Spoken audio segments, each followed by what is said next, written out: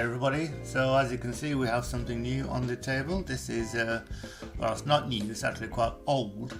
It's actually really old, but this is a video. This is a first look, or actually probably second or third look for me, but so long ago since I had a look at this thing I can't remember. Anyway, this is a Valkyrie 2 type. This is one of the vehicles from the Macross saga.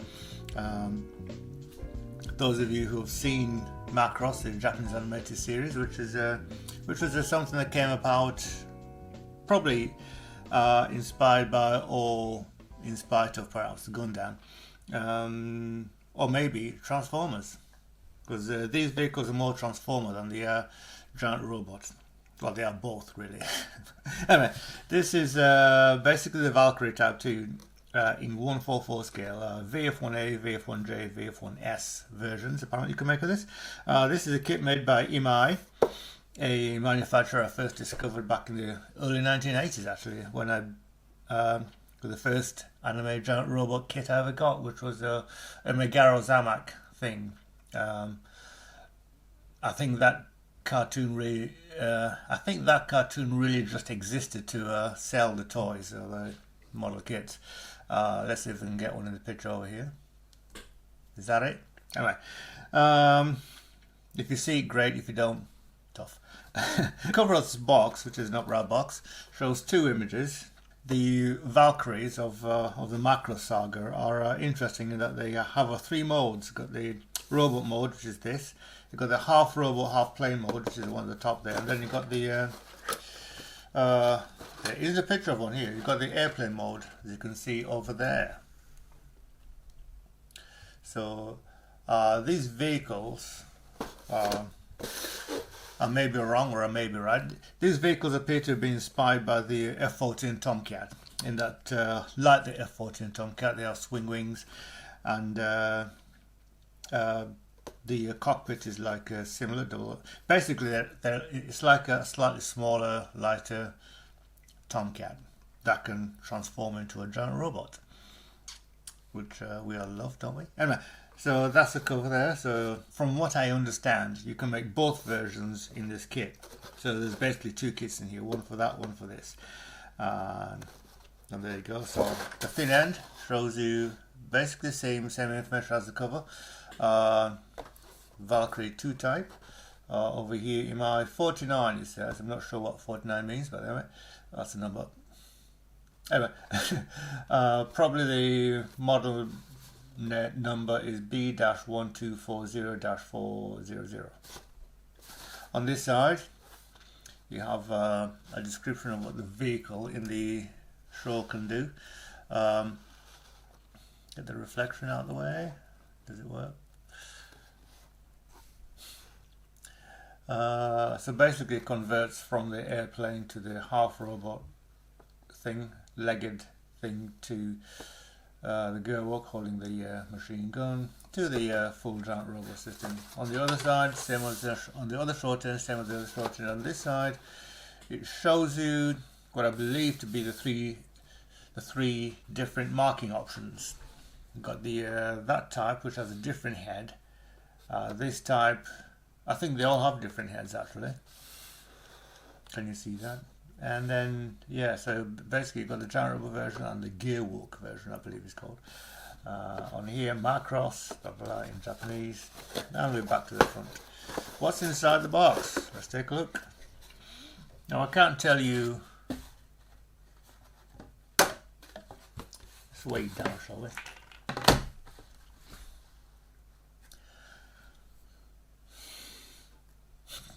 Now I can't tell you exactly when I bought this kit, because I know I've had it for probably as much as 20 years now. It's been in the stash. Well, I didn't really have a stash when I first bought this. I was just a fan of these things, but I've certainly been in this box, or somebody else has. It probably was a second-hand kit when I bought it, and the plastic bag is open, but in the bag we have 4 screws. So there's some paperwork as well. Let's take a look at that. So just a single A5 sheet of paper shows you the sprues, 2 sprues there, and the build kit.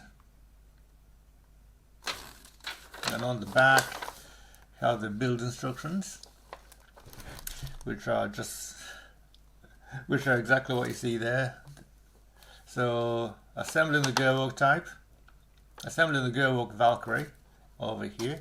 This is a glue up kit, so basically you're expected to glue the bits together, but there are some parts that aren't glued up that you don't glue up if you want the kit to move, but it doesn't actually tell you which bits don't glue and which bits glue, so keep that in mind.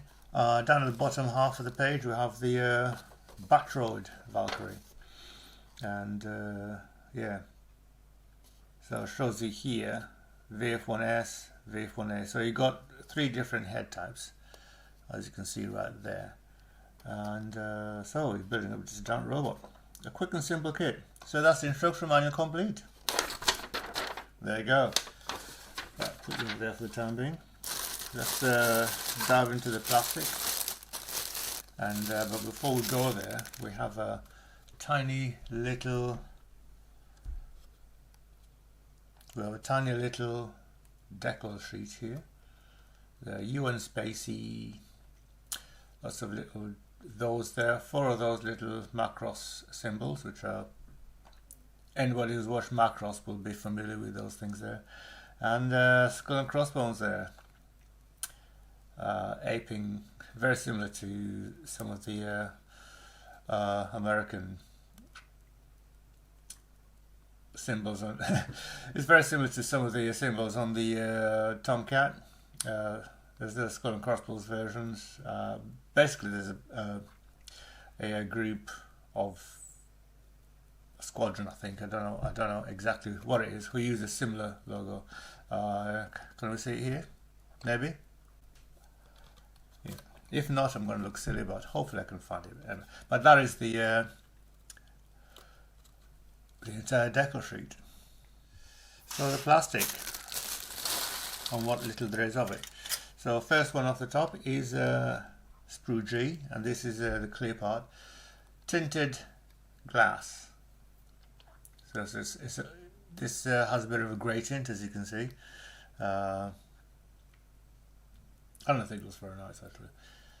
Considering its age, I didn't check how old this kit was. Is there any information on dates or anything on the box? Tatsunoko Pro 1983, all rights reserved, printed in Japan. So this kit is like 83, that makes it over 40 years old. 83, 93, 03, 13. 50 years old. 40 years old, I'll get it right, 40 years old. 93, 03, 13, 23. Yeah, about 44 years off. 43 years old this year when this was printed. So chances are the plastic, the mouldings were made before that. So yeah, it's an old kit. Nearly 50 years old. Over 40 years old. So there you go. Yeah, nearly as old as me. Anyway, so that's the canopy. It is tiny, there's just a one part in it, and but it is very nicely moulded. There's a quite a large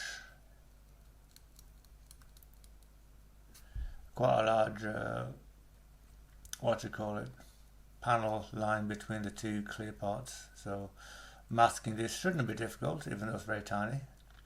But apart from that, yeah, no complaints here. There is some scratching on it, but that'll be from rattling around in the box for like 40 odd years, and I've had it for 30 of those, so over 20 of those. Anyway, put you in the box. Next up, again, just stuff random. This is a sprue B. There's a piece missing. Is it this piece? Let's get you all in. Let's do it that way down. There you go. So I'm guessing that's where that piece comes from. It's a white, off-white plastic, and the mouldings are very nice. Nothing particularly exciting to go on here, but this one has the back of the vehicle, a stand, 2 of the feet shoes, if you could call them that, and leg or I assume these are arms because there's a fist there. And let's just have a look at that. Yeah. So I believe all this section here is the arms of the kit of the machine. Some light flashing on the join bits there. Can you focus on that? Very difficult. There was some light flashing on there, but apart from that, the main parts of this have very little noticeable flashing. Is that some over there? Yeah. Some printing inside there, but it's in Japanese, so I cannot read it. But it is copyright, so big C. Anyway, that is, get you into space. So that is sprue B. Next up off the box, off the top, another part. What is this? This is not from this kit, or is it? It's different. It looks like a different plastic. Anyway, I'll put that to the side for the time being. So here we have another sprue. Sprue B, as I mentioned before. So this one, well, it is that way up, but it fits on the screen that way up, so it doesn't matter. This is legs. I recognize those parts there, and that's the top part of the vehicle, like the cockpit part. So the cockpit would be that would be like the chest part. So this is the Batroid form, the robot form. So that's the chest and torso of it. Legs, heads. Got the 3 heads there in 2 halves. The big weapon that this machine carries. Shoulder bits or pauldrons, I believe. Little fins there. Again, for its age, I'm not seeing anything untoward here. It all looks very nice. Nothing terribly exciting. The inside bits do look a bit rough, but then they're the inside bits, so they're not supposed to be seen anyway, so they're going to be hidden. So there you go. Flash is minimal. There's some big flash on there, but apart from that, you know, from a cursory glance at this, you will need, if you're building this, there is some tiny flash here and there. It's easily removable, but and it will be basically, from what I can see, the sort of flash that is easy to remove once you've assembled it. Well, some of them can be taken off right away, like this piece here, but you know, it'll work out the way. Anyway, sprue B is in the bag. That is yeah, some very nice parts there. Next up, we have a sprue G.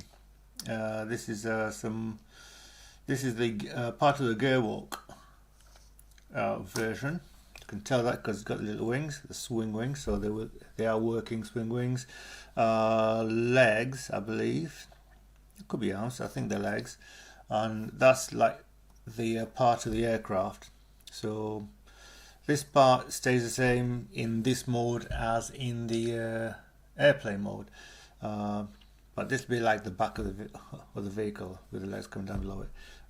Some more hands there, so hand parts. So these could be hand parts, I believe, because there's only one set of legs, so we're okay there. And the wings, single part wings, very thin. No pushpin marks in this. Hard to manage that on such a small part, but there are pushpin marks on this side. There's a couple on the wing there. They may be hidden. I don't even know if you can see them anyway, but they'll probably be hidden when it's assembled. Some more pieces there, blah blah blah. Some aerials there which will fit on the side of the head, or the side of the part that becomes the head when the thing turns into the full robot version. Yeah, there we go. So sprue G. Yeah. And last but not least, got the sprue number letter again, sprue G again. So I'm guessing these were connected originally like this.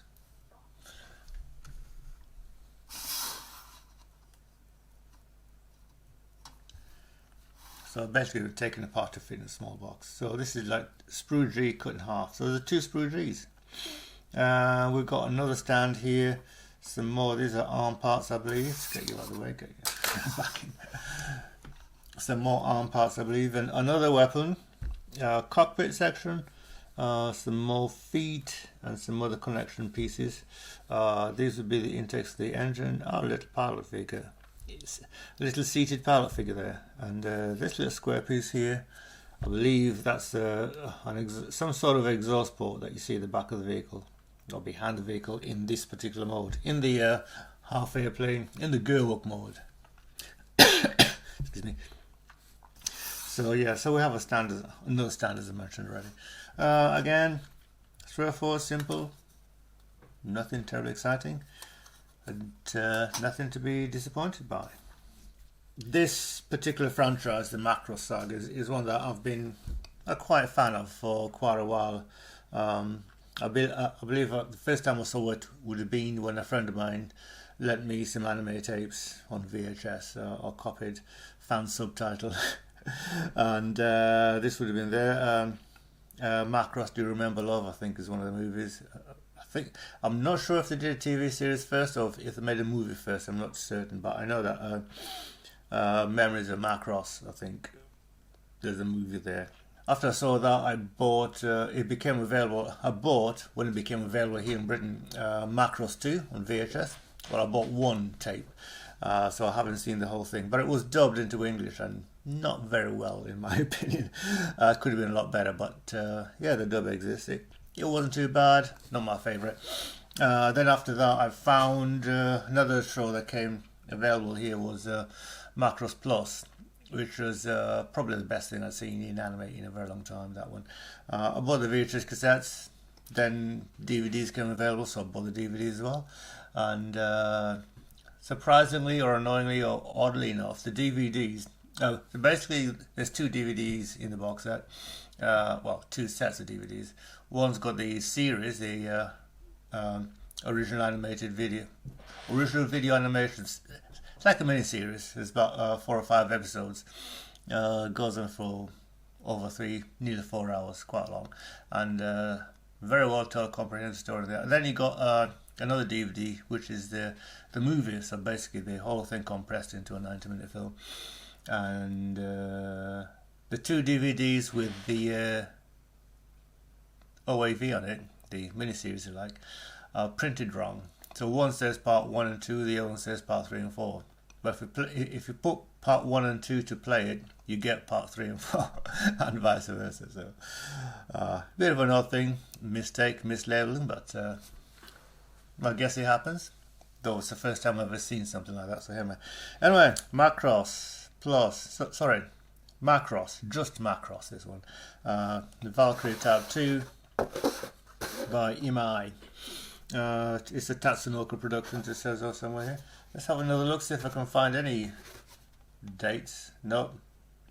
So the only date we have really is the date on the instruction booklet down here. As 1983. So yeah. So there we have it. Valkyrie 2 type.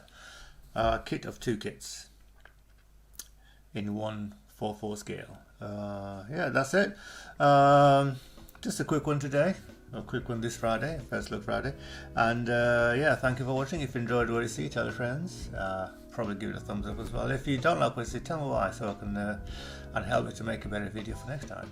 Because you all want that, don't we? Anyway, thank you very much for watching. Links below to channels of interest and stuff, things that I think you'll be interested in, certainly things that I'm interested in. And thank you for watching very much. Thank you everybody for watching, and happy modeling, people.